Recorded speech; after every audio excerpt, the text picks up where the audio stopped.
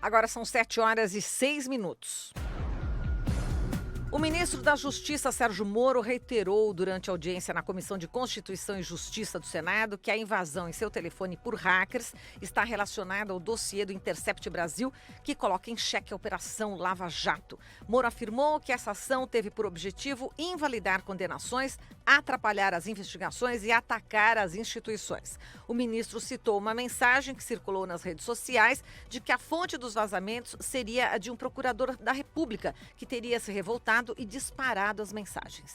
Só que essa afirmação é pura contra-inteligência, não confere com o fato comprovado das invasões ou tentativas de invasões hackers. Inclusive a minha, que eu presenciei objetivamente. Isso é objeto também de perícia pela Polícia Federal. Então, quem faz essas operações de contra-inteligência não é um adolescente com espinhas na frente do computador, mas sim um grupo criminoso estruturado. Ao prestar esclarecimentos aos senadores sobre a troca de mensagens com o procurador Deltan Dallagnol, publicadas pelo Intercept Brasil, o ministro Sérgio Moro disse várias vezes que os diálogos são normais entre um juiz e um procurador e que não há nada de parcial. Para Sérgio Moro, esse vazamento tem por objetivo cancelar as condenações da Lava Jato. Me espantou um certo, não só a divulgação, o sensacionalismo, mas um certo revanchismo que surgiu por gente que, eventualmente, até envolvida em atividades criminais a partir da revelação desses fatos. Não tem nenhum problema na divulgação desse material, eu já falei, desde que ele, evidentemente, não seja adulterado ou veiculado com falso sensacionalismo, como tem sido feito. Houve tumulto quando o senador Marcos Duval, do Cidadania do Espírito Santo, disse que o ministro Sérgio Moro estava sendo atacado por políticos investigados pela Lava Jato. O senador Paulo Rocha, do PT do Pará, retrucou. Aqui no Congresso tem muitos políticos que estão sendo acusados pela Lava Jato. Então, você vai sofrer muitos ataques daqui, infelizmente, de dentro da casa, por pessoas que estão sendo acusadas pela Lava Jato e que querem te descredenciar. Presidente, eu não estou conseguindo... Diria aos colegas a gentileza, nós temos um orador, um colega nosso, fazendo os seus comentários e arguindo aqui o ministro. É que o colega tem que dizer os nomes dos políticos, dos parlamentares que estão envolvidos nisso, que estão atacando ele. Eu peço aos colegas... É isso que ele tem que dizer, quem são os políticos, quem são os colegas dele. Moro foi questionado pelo senador capixaba Fabiano Contarato, da Rede, sobre seu posicionamento frente ao projeto das 10 medidas contra a corrupção do Ministério Público Federal. O senador do Espírito Santo perguntou se o ministro mantém seu posicionamento de apoiar uma das medidas que autorizava provas conseguidas de maneira ilegal, desde que fossem obtidas de boa fé.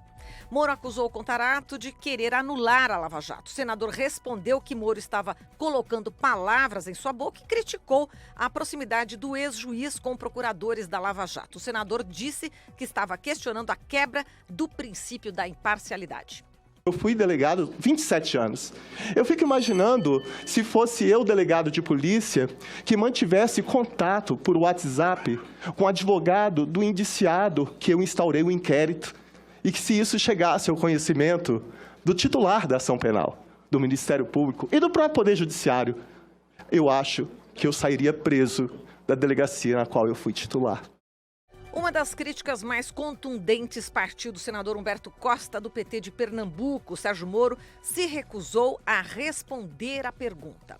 Vossa Excelência, como muitos seres humanos terminam vivenciando, ficou embevecido com o estrelismo, com o protagonismo que Vossa Excelência assumiu. Isso é humano. E por isso, no afã, talvez até de buscar a verdade, cometeu uma série de equívocos. Então é hora, senhor presidente, senhor ministro, Vossa Excelência, que intencionalmente ou não enganou milhões de brasileiros, tenha a humildade, primeiro, de pedir a sua demissão do Ministério da Justiça. Não cabe uma pessoa com as acusações graves como essa ser o chefe da Polícia Federal. E segundo, peça desculpa ao povo brasileiro. Busque aquilo que pode ter feito de positivo, mas peça desculpa, inclusive por ter caçado o voto de milhões de brasileiros que queriam eleger outro presidente da República que está preso lá em Curitiba e não esse que aí está. Senador, desculpe, as afirmações são bastante ofensivas, eu vou declinar de responder. O Intercept Brasil foi duramente criticado pelo ministro Sérgio Moro. O senador Jacques Wagner, do PT baiano, disse que desqualificar o jornalismo investigativo não é a melhor forma de responder às acusações. Responder aquilo que está revelado, sim. A pergunta que eu faço, a depender da evolução dos fatos e novas revelações que mostrem que o relacionamento entre Vossa Excelência e o Ministério Público saiu fora do padrão, Vossa Excelência pensa na hipótese de pedir renúncia do cargo ou afastamento para não interferir no julgamento, porque se for aberta uma investigação pelo CNJ ou o Supremo Tribunal Federal, será a Polícia Federal que terá que fazê-la. E não vai me parecer razoável que aquele que passará a ser investigado continue comandando a Polícia Judiciária Federal. Em resposta a Jacques Wagner, Sérgio Moro admite a possibilidade de deixar o cargo de ministro caso sejam provadas irregularidades no caso da Operação Lava Jato. Eu estou absolutamente convicto da correção das minhas ações como juiz. Tá? E sei que se as minhas comunicações com quem quer que seja, sejam divulgadas sem adulteração e sem sensacionalismo, essa correção vai ser observada. Então, eu estou absolutamente tranquilo quanto a isso. Mas se é esse o problema, então o site apresente tudo. E aí a sociedade vai poder ver, né, de pronto, se houve alguma incorreção da minha parte. Eu não tenho nenhum apego pelo cargo em si. Apresente tudo, vamos submeter isso, então, ao escrutínio público, e se houver ali irregularidade da minha parte, eu saio. Agora são 7h13. Vamos repercutir essa ida do ministro Sérgio Moro até o Senado com a Fabiana Otero, ela que é da Associação Brasileira de Juristas pela Democracia. Olá, Fabiana, ela está por Skype. Bom dia, Fabiana. Bom dia a todas e todos, como vai? Tudo bem. Fabiana, bom, vamos começar já falando dessa última fala aqui, né, do Sérgio Moro, dizendo que se tiver, né, alguma irregularidade, aí ele sai do cargo. Agora, tudo que já foi divulgado pelo Intercept Brasil já não é suficiente para mostrar, para revelar irregularidades na condução dele em relação à Operação Lava Jato? Exatamente. Com certeza, tudo que o The Intercept já trouxe a público até o momento, pelo menos nos levanta sérias suspeitas do comportamento do hoje ministro Sérgio Moro, enquanto juiz conduzindo o caso, né? Eu acho até interessante, porque por diversas vezes, para quem acompanhou, pôde acompanhar as quase 10 horas de depoimento do hoje ministro Sérgio Moro, ele por muitas vezes ele procura explicar essas mensagens na audiência, mas ele, na verdade, ele se esquiva muito, né? Ele se protege através de uma acusação frágil contra um dos maiores jornalistas que nós temos hoje no mundo, acusando de um suposto ataque de hacker. Se por um lado, ele foi até dicotômico muitas das vezes, na minha opinião, porque se por um lado ele refuta a autenticidade das conversas, das trocas de mensagens, por outro ele não as nega, nunca as negou, e ademais ele não vê problema nessa troca de mensagens. Então, um juiz que não vê problema na troca de mensagens que chegou a público, a conhecimento público, isso é chocante, porque até pelo próprio Código de Ética da Magistratura, no artigo 8º, é muito claro que para um juiz ser imparcial, ele precisa estar equidistante das partes e, além disso, não pode refletir nenhum tipo de favoritismo, predisposição ou preconceito durante todo o andamento do processo. Para isso, inclusive, quando há algum tipo de favoritismo, ele tem o direito de se declarar impedido ou suspeito para continuar como juiz diante daquele processo.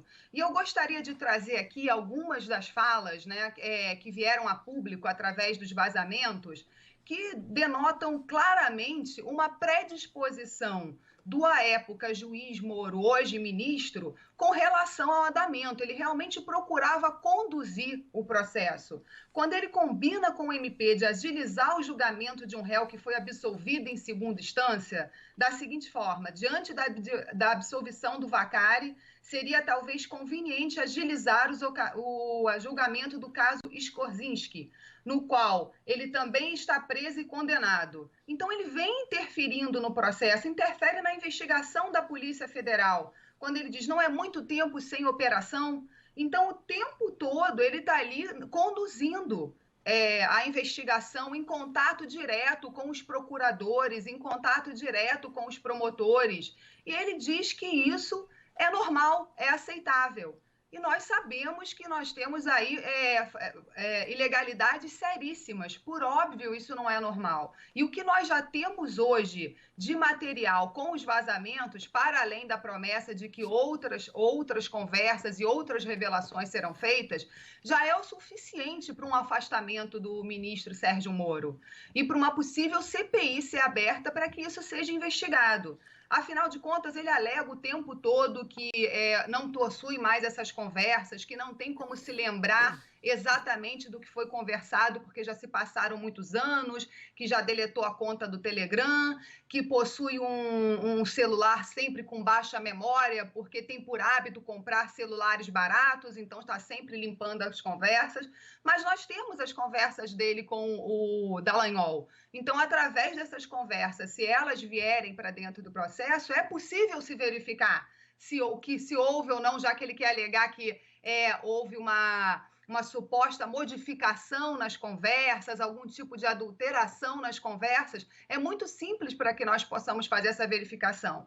E já que ele sempre foi tão a favor, né, de que tudo viesse a público durante todo o processo que ele levou a cabo, ele deveria também agir, na minha opinião, da mesma forma e hoje ser tão transparente como ele sempre defendeu.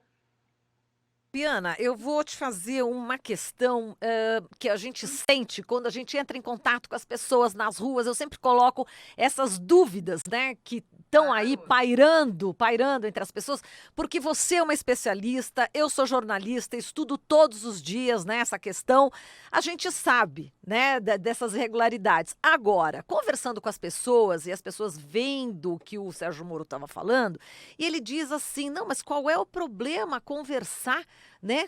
Então, quer dizer, essa imagem dele, de que ele está conversando, que não há mal nenhum, quer dizer, você já desmontou todo esse discurso do Sérgio Moro já na sua fala inicial. Agora, a pessoa leiga, que não sabe que isso é ilegal, né? Como é que vai chegar, já que a mídia tradicional, praticamente, está blindando o Sérgio Moro, né? Na Rede Globo, a questão do hacker apareceu até antes dele falar qualquer coisa, né? A própria Rede Globo é que surgiu com essa história do hacker, não é isso? E agora ele se apropriou desse Sim, claro. Está utilizando isso como defesa. Bem, realmente a grande mídia acaba blindando o hoje ministro Moro, o que é um problema, mas nós temos que realmente buscar demonstrar para a sociedade que a postura que o juiz Moro tomou durante o processo, através dessas conversas nós podemos verificar isso claramente, não foi nunca uma conduta imparcial. Ele tinha um objetivo, ele já buscava um resultado e foi encaminhando e direcionando todo o processo para chegar a esse resultado. Isso fica claro já no que nós temos hoje de material durante o vazamento. Então, eu acho que nós temos que levar isso à população, como aqui hoje o Brasil, de fato, está abrindo esse espaço. Rádio Brasil Atual. Rádio Brasil Atual e TVT. Mas é parceira. Então, exatamente, perdão. Mas está abrindo esse espaço aqui para debate e nós temos que realmente bater muito. Já saiu, inclusive, uma nota da Associação de Juristas pela Democracia, exatamente execrando a fala do ministro Moro, quando ele quer dar a entender que esse tipo de conversa entre promotores, procuradores, é normal, que faz parte do processo. Não, isso não faz parte do processo. E tem que ficar bem claro isso para a sociedade. Eu sei que é difícil, porque a partir do momento que ele tem o apoio da grande mídia, que você vê que quando a matéria já chega, né, à grande mídia, ela já chega editada de uma forma a blindá-lo ainda mais, quer dizer, aquilo do discurso dele que é favorável a ele, chega à grande mídia, o que não aparece.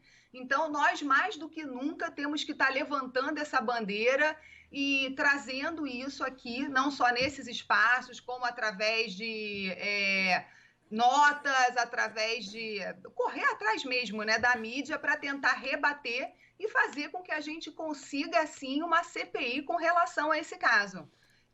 Exato, foi citado, inclusive, né, o Cid Gomes, né, do Ceará, do PDT do Ceará, também citou essa questão da CPI. E agora foi um mantra, né, Fabiana? A gente estava toda hora ali, o Moro falando que não vê irregularidade nenhuma nas declarações. Não, sensacionalismo, acusou de sensacionalismo o tempo inteiro e falou dos hackers. Esses 3 pontos, direto, durante as quase 9 horas, o ministro Sérgio Moro, né? É impressionante, ele repetia, até o Cid falou, pô, mas é um mantra, né? Isso, ele pegou essa narrativa e não soltou mais, até porque ele não tinha como dizer que aquela conversa não aconteceu. A partir do momento que a conversa não aconteceu, ele só pode, a saída dele é alegar invasão de hacker, para poder alegar uma alteração na conversa, o tempo todo alegando que tem muito tempo, que não se lembra, que não tem como dizer se aquilo é verdade ou não. Mas, por óbvio, todo mundo sabe que hoje em dia aquilo que uma vez é postado na rede não se perde mais. É óbvio que há como recuperar essa conversa na íntegra.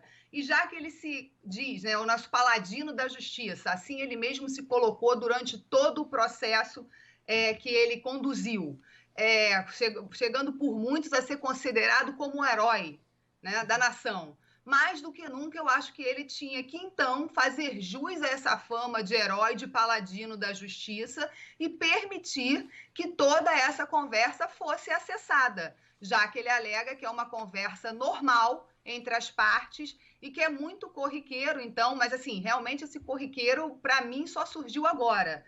Sou advogada há quase 20 anos e nunca tive nenhum tipo de conversa com o juiz por WhatsApp. Inclusive, eu acho que se isso, a partir de agora, for considerado normal, todos nós, né, não só juízes e procuradores, mas advogados, devemos receber, então, o telefone do juiz da causa para que possamos, então, trocar ideia sobre a causa do WhatsApp, trocar ideia sobre o andamento, então, dos processos, porque ou vale para todos ou não vale para nenhum. Exato. Agora vamos falar do vazamento, né, da conversa do Lula e da Dilma, né, que foi colocado também. E ele respondeu que é totalmente diferente, né, esse vazamento em relação ao vazamento do Intercept Brasil.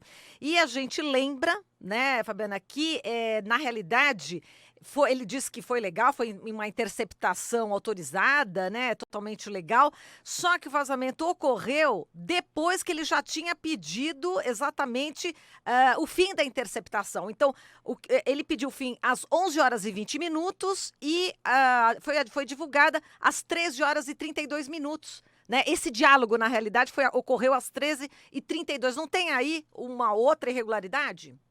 Claro, com certeza, só que 2 pesos e 2 medidas, é o que nós estamos vendo.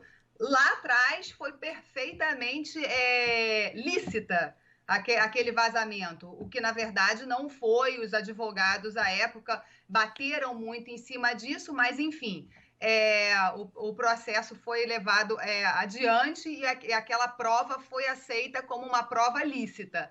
Só que agora temos pesos diferentes. Agora é uma prova adquirida de forma ilícita, que não deve ser levada em consideração, afinal de contas, através de hackers, que é o mantra dele o tempo todo, mas que, de qualquer forma, se venha a ser comprovada essa conversa, tudo bem, conversa é plenamente aceitável, né? Pela narrativa dele, é óbvio, né? Porque claro que não é aceitável, é chocante, na verdade. É muito chocante as revelações que vieram através desse vazamento. Essa é que é a grande realidade. Pois é, na época ele falava que era importante o conteúdo, agora não. Exatamente, só o conteúdo. Agora não, agora conteúdo e forma. Agora nós vamos discutir a forma. Exato. São os 2 pesos e 2 medidas, sem sombra de dúvida. Colocando a forma como mais importante, foge, né, exatamente do conteúdo. Agora, vamos falar do STF, né? Já tem notícias aqui, estava lendo a Mônica Bergamo. O STF pode adiar o julgamento sobre suspeição de Moro e liberdade de Lula, né? Isso já estava mais ou menos, né? Quem, né, está no meio jurídico já estava prevendo que isso pudesse acontecer, porque também está uma decisão mais política que jurídica, né?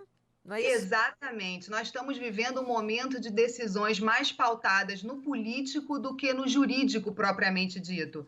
Então, não é surpresa nenhuma essa notícia que hoje já está, a Mônica já está nos trazendo, a gente já vinha né, percebendo e vendo que o STF sinalizava para esse caminho. Infelizmente, nós temos uma questão política em pauta, só que muitos não conseguem enxergar isso. É um julgamento político, não é um julgamento simplesmente jurídico. O jurídico está sendo utilizado, né, como vestes, ele vem dando justificativa e dando embasamento para esse julgamento, mas a questão de fundo, que é a principal, é uma questão política que nós temos. Exato. Bom, e agora, enfim, o STF também vai sentir, né, a temperatura, né, Mônica? Como é que a sociedade reage daqui para frente, não é isso? Com certeza. Por isso que é muito importante que nós, de alguma forma, mesmo que, obviamente, não estando dentro da grande mídia, mas conseguimos levar também essa visão, mostrar o quão é chocante essas revelações do vazamento, o quanto é absurdo a postura do juiz e dos procuradores durante todo o andamento desse processo. A população precisa ter esse outro olhar para que ela possa, então, analisar e ver o que está acontecendo de estranho. Quer dizer, não pode um vazamento em um dado momento durante o processo, né, ser considerado lícito porque levou em consideração o conteúdo e não considerou a forma, e agora a forma está sendo trazida à tona como principal foco, né? E querendo jogar de lado o conteúdo. Ou seja, antes uma prova, mesmo adquirida de forma ilícita, como trazia um conteúdo que era interessante e considerado lícito, aqui com todas as aspas, foi aceito dentro do processo. Agora não, agora a forma que está sendo discutida, nem se adentra muito no mérito do conteúdo, porque agora querem utilizar o direito como de fato ele deveria ter sido utilizado. Quer dizer, se a forma é ilícita, não se deve considerar o conteúdo. Mas já que já invertemos uma vez, vamos continuar a inverter, porque não podemos ter dois pesos e duas medidas. Eu sempre falo muito isso. O que vale para um tem que valer para todos. Perfeito, Fabiana. Bom, a gente agradece aqui toda a sua análise. Foi um prazer falar com você. Volte mais vezes aqui no Jornal Brasil Atual, que é transmitido pela Rádio Brasil Atual e pela TVT. Muito obrigada, Fabiana. Tá, obrigada a você. Um bom dia a todos. Bom dia. Falamos aqui com a Fabiana Otero, ela que é da Associação Brasileira de Juristas pela Democracia.